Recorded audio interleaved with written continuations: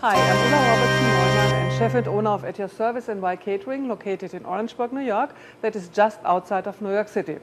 Today I'm going to show you how to make a pecan-encrusted brie recipe, and here's what you need for it. So we need a piece of brie. This is about 1/2 inch thick. We need some flour, some egg wash and some pecans. Half of them are ground, half of them are chopped.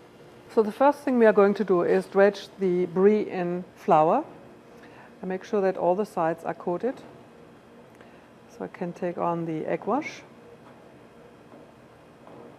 Okay, that looks good. Then it goes into the egg wash. So make sure it's coated from all sides, because if not, we will have a mess in our frying pan. And last not least, into the pecans.